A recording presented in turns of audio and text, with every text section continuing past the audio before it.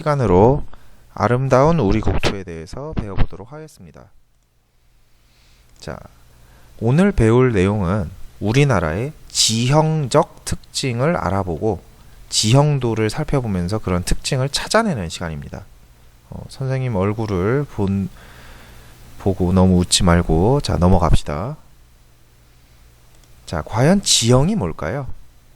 자, 지형이란 지금 여러분한테 보여주는 이런 것들을 얘기합니다. 자, 산, 우리나라엔 강도 있죠. 그 다음에 평야도 있습니다. 평야는 이 사진에서 보이듯이 넓은 벌판, 넓은 땅을, 평평한 땅을 평야라고 합니다. 그리고 물론 우리나라는 반도니까요. 해안가도 많습니다. 이렇게 바다와 바다 옆에 인접한 해안 지역, 땅이 만나는 이런 곳을 해안이라고 합니다. 그래서 이런 바다도 있습니다. 자, 이렇게 산, 강, 평야, 해안 등과 같은 땅의 모양을 가리켜서 우리는 지형이라고 합니다. 자, 땅의 모양을 가리켜서 지형이라고 한다.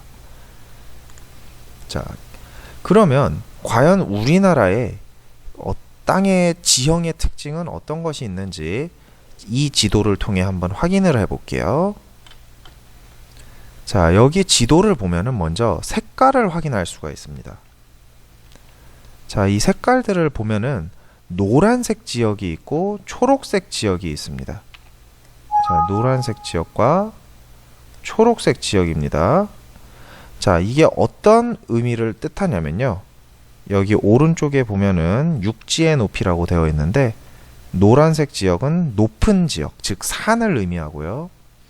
초록색 지역은 낮은 지역, 즉 평야를 얘기합니다.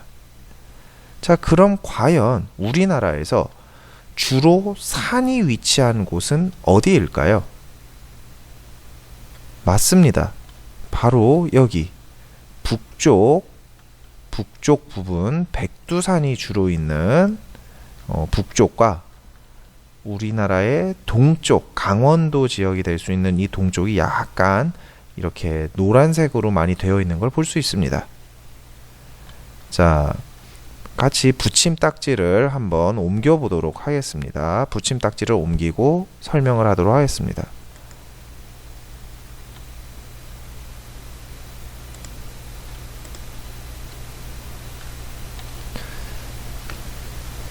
자, 이렇게 완성을 해 보았는데요. 하나씩 설명을 해 볼게요. 첫 번째 질문입니다. 우리 국토는 얼핏 봤을 때 산과 평야 중 어디가 더 많이 차지하고 있는 것 같나요? 네, 정답은 바로 산입니다. 우리나라 국토의 70% 이상이 이 노란색 땅, 즉 높은 산지로 구성되어 있습니다. 이 산 중에 북쪽 끝 제일 높은 지역에 있는 요 위에 있는 산을 백두산이라고 합니다. 선생님이 백두산에 갔던 적이 있는데요. 2744m나 된대요. 한라산이 1950m니까 굉장히 큰 산이라고 할 수 있죠. 근데 어떻게 북한으로 이렇게 올라가서 간 거냐 하면은 정확히는 북한으로 간 게 아니라 이 백두산이 굉장히 커서 북한과 중국에 걸쳐서 이렇게 이루어져 있습니다. 그래가지고 이 중국 지역을 통해서 백두산으로 왔답니다.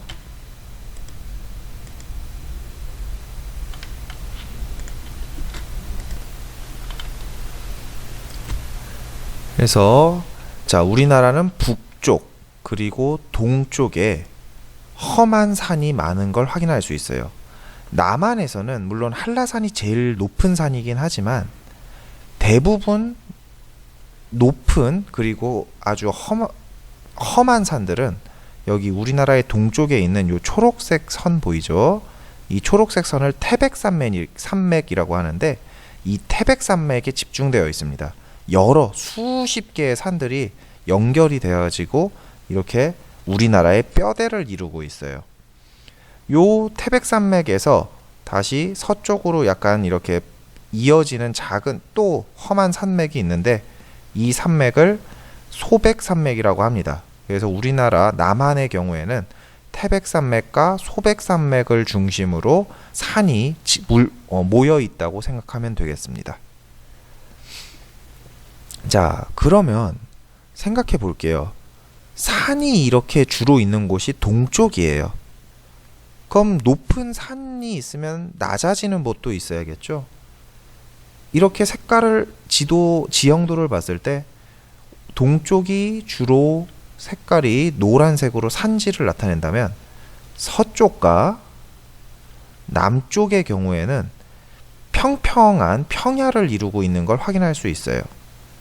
그래서 금강, 대동강 같이 큰 강들이 서쪽으로 이렇게 흐르고 있고, 또한 강 주변에 평평한 땅인 나주평야, 김해평야와 같은 평평한 땅이 역시 서쪽과 남쪽에 자리 잡고 있습니다. 자, 이 부분을 좀 더 확대하면서 아주 중요한 키워드를 우리가 배워볼게요. 자, 첫 번째 키워드는 바로 동고서저입니다. 똥꼬서저가 아닙니다. 동고서저입니다. 자, 이게 무슨 뜻이냐면 동쪽 동, 높을 고, 서쪽 서, 낮을 저. 즉 동쪽, 우리나라는 동쪽이 높은 지역이고 서쪽은 낮은 지역을 갖고 있다는 특징을 동고서저라고 표현을 합니다. 지금 여기 보면은 오대산 지역부터 여기 서울 김포 평야가 있는 지역까지를 케이크 자르듯이 잘라서 옆으로 봐본 모습이에요. 보면은 여기 오대산을 중심으로 땅이 굉장히 높이 있죠. 그런데 동쪽에는 이렇게 높은 지역인데 서쪽으로 가면 갈수록 서서히 낮아지는 걸 볼 수 있습니다. 그래서 동쪽은 태백산맥 등 산지 지역을 나타내고요. 서쪽이나 남쪽에는 이런 산지에서 점점 평평해지는 평야 지역을 나타냅니다. 생각해 보세요. 물이라는 것은 어디서 어디로 흐릅니까? 높은 곳에서 낮은 곳으로 흐르겠죠.